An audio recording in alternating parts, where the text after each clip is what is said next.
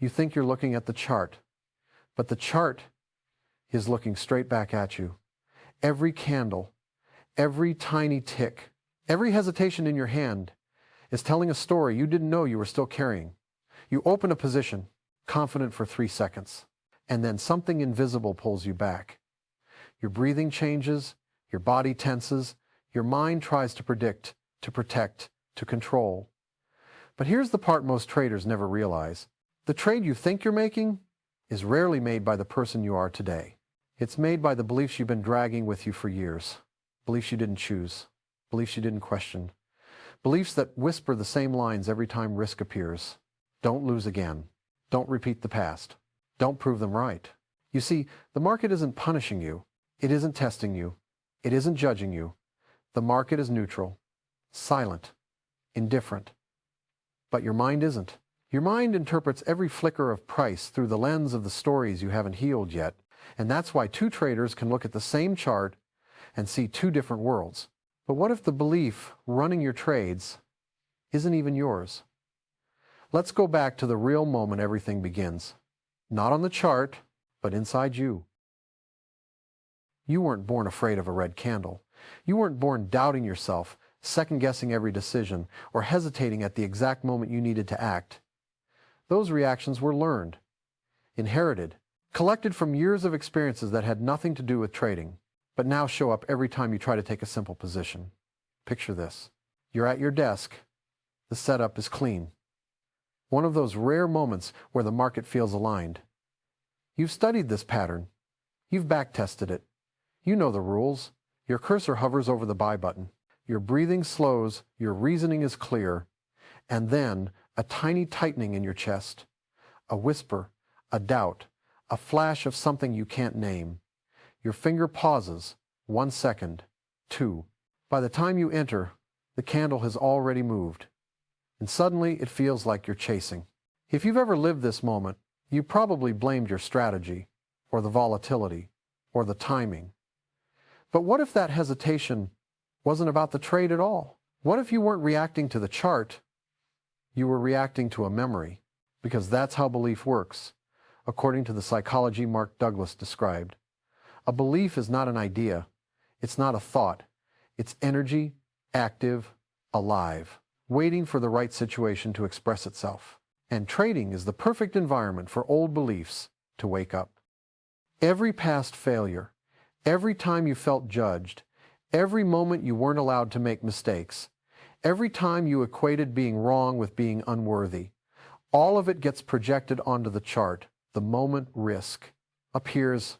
So when you hesitate, it isn't because the setup is bad. It's because your mind is trying to protect the version of you who once felt unsafe. That's why trading feels personal. That's why one loss feels heavier than it should. That's why even when you win, part of you fears the next trade. Because the real battle isn't between you and the market. It's between your present self and the stories you haven't questioned.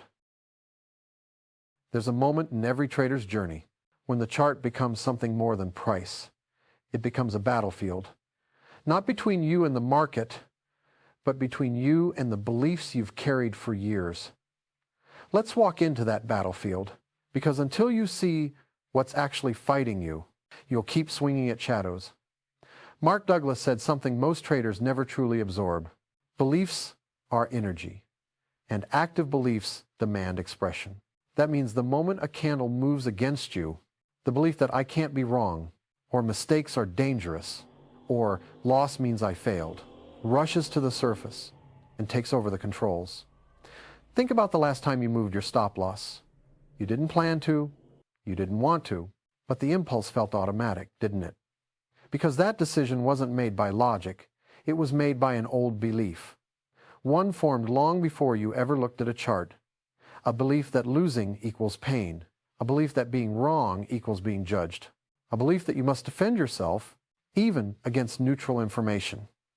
So ask yourself, who really closed that trade too early?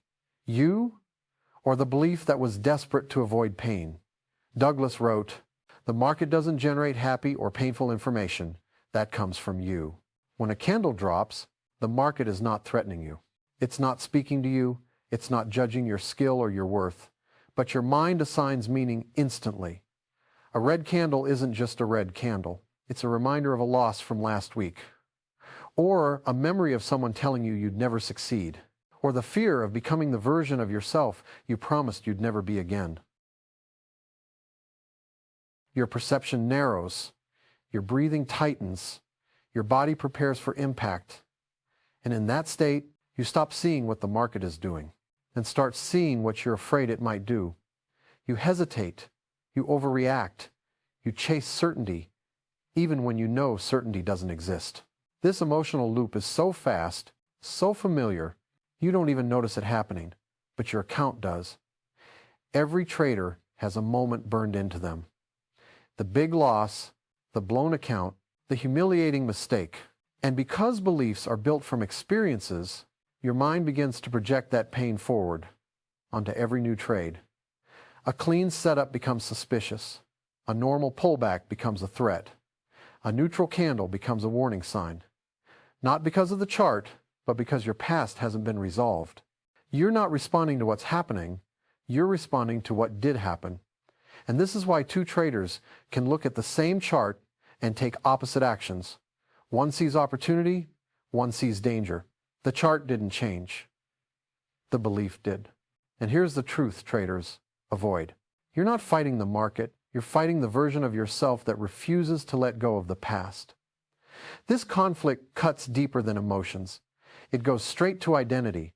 Every time you hesitate, every time you sabotage a winning position, every time you revenge trade and justify it with logic, you're protecting something inside you, a belief about who you are. Not skilled enough, not consistent enough, not disciplined enough, not worthy of winning. And the deeper that belief sits, the harder your mind works to confirm it. Because beliefs don't just want expression, they want validation. So if you unconsciously believe you're the kind of trader who always messes it up, you will. Not because the market forced you to, but because the belief was stronger than the intention. But what if the belief isn't true and never was?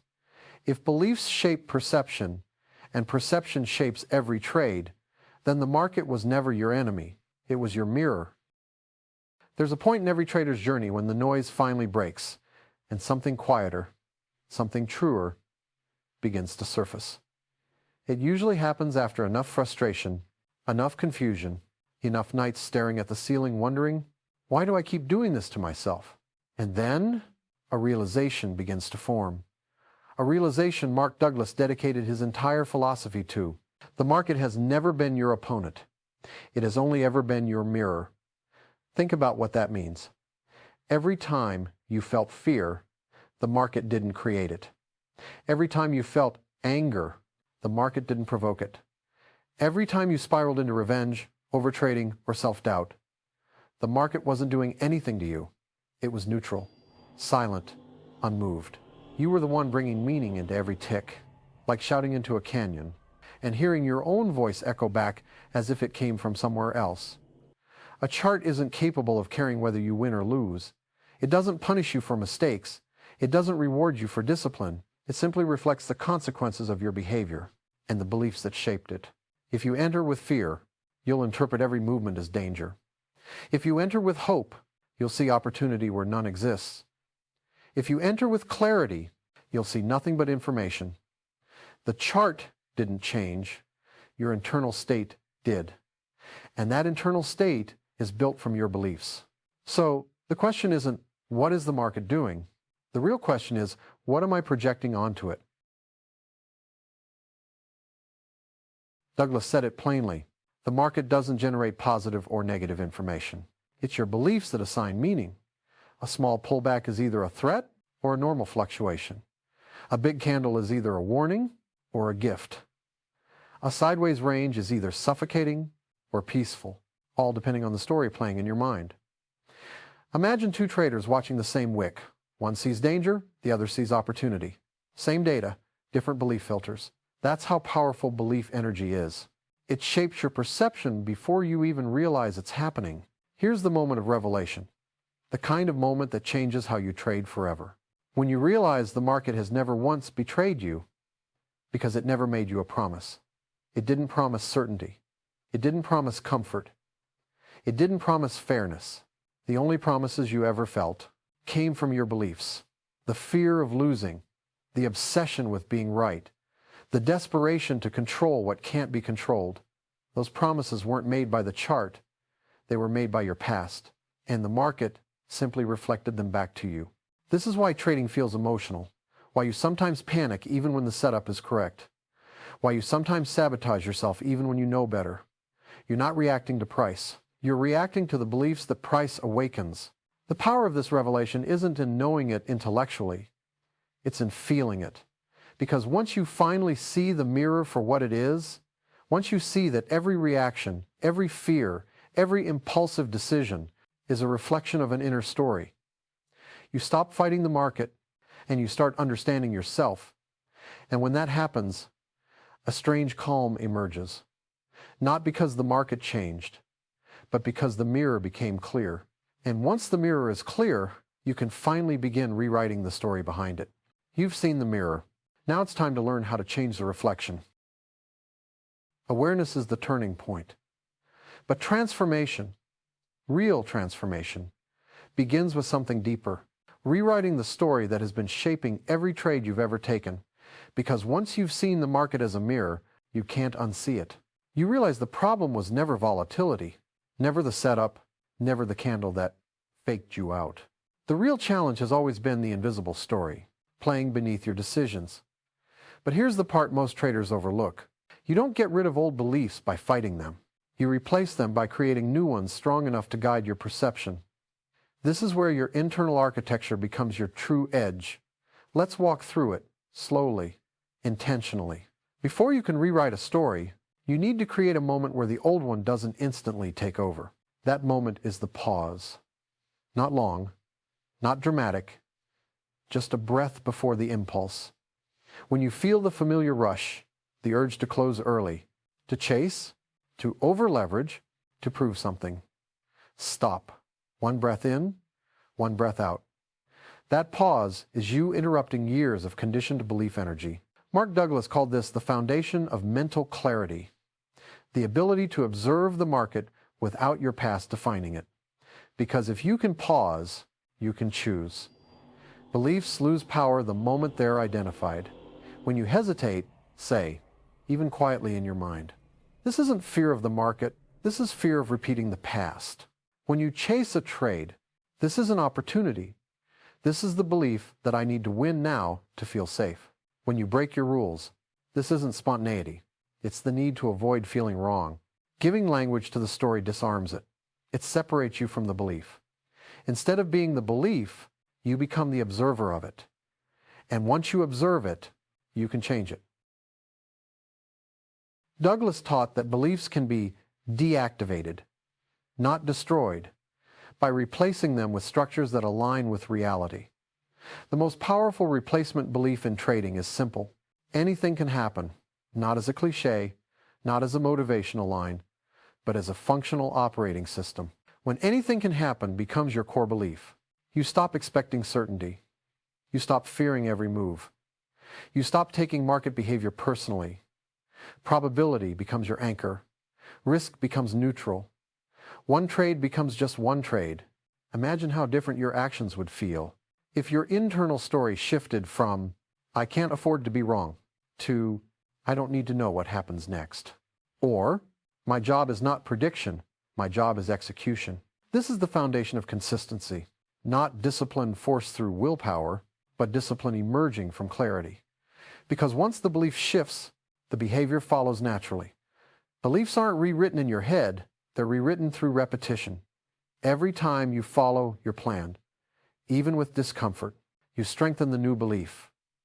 Every time you let a trade play out, without trying to control the uncontrollable, you reinforce trust. Every time you pause instead of react, you teach your mind a new pattern. And slowly, quietly, your inner environment shifts. Trading stops feeling like a battlefield. It starts feeling like a conversation. You become less attached to being right and more committed to being aligned. And when the inner story changes, everything on the outside begins to feel different. Not because the market became easier, but because you finally stopped fighting your own reflection. Let me show you what that calm looks like. The calm beyond the noise. There's a quiet moment in a trader's life that almost feels unreal the first time it happens. A moment when the chart is moving, ticks rising and falling, but your mind isn't. No rushing thoughts, no urgent impulses, no pressure to predict or control, just a calm presence that feels like finally stepping out of a storm you didn't realize you'd been standing in for years. This is what happens when the inner story is rewritten. Not perfectly, not instantly, but enough for something inside you to relax, enough for your body to stop reacting to every candle as if it's a threat, enough for your mind to stop interpreting every fluctuation as a personal message, enough for you to finally see the market as it truly is. Information, not judgment. When you're calm, you notice things you used to miss. The difference between noise and structure, the subtle shift in momentum, the moments when waiting is wiser than acting, the moments when acting is safer than waiting. But the biggest change isn't in how you read the chart, it's in how you read yourself. Your breathing stays steady. Your decisions feel grounded. Your expectations relax. You stop needing win after win to feel secure. You stop needing certainty to feel in control. The market didn't change. You did. This is what trading feels like, when it's no longer a fight, but a dialogue. Freedom in trading doesn't come from eliminating emotion. It comes from no longer being ruled by it. When fear arises, you see it. When greed whispers, you recognize it. When impatience surges, you pause. Emotions still exist, but they're not driving the car anymore. You finally trust the process, because you finally trust yourself. This is the payoff Mark Douglas described. Consistency is a state of mind, not a result of prediction. And it feels like breathing clean air. After years of fog, imagine yourself at your screen now. Same desk, same chart, same uncertainty, but you're different. You're no longer trying to control the uncontrollable. You're no longer chasing the illusion of certainty. You're no longer fighting the reflection you didn't understand. There is a steadiness in you, quiet, patient, confident, that wasn't there before. A kind of inner spaciousness that makes the market feel less threatening and more like a landscape you can navigate. Not perfectly, but consciously. And once you've tasted this calm, you never want to go back. You've seen the calm. You've felt the shift. Now the real question begins. What belief has been trading your account? And what belief will you choose next? If you're still here, it means something in this message reached a part of you that's been waiting to be seen. Not the trader in you, the human in you. So let me leave you with one question, a question only you can answer. What belief has been trading your account when you thought it was you? Take a moment with that. Not to judge yourself, but to understand yourself. Because the moment you can answer it honestly, the entire way you experience the market will change. If this spoke to you, share it with one trader who's been fighting himself quietly. You never know who needs to hear this reflection today. And if you want more videos like this, calm, honest, grounded, subscribe, not for me, but as a commitment to yourself, a commitment to stop chasing noise and start listening inward, because the reflection you saw today is only the beginning. Before you go, I want to bring you back to the very first image of this video. You staring at the chart, and the chart staring back at you. But now, you see it differently. It's not a threat, not a test, not a judge. It's a mirror, a reflection of the beliefs you bring into each moment and the beliefs you're finally learning to release. Remember this, the market didn't change, you did. And every trade from here forward is an opportunity to meet a clearer, calmer version of yourself. When you're ready, I'll be here for the next step of your journey.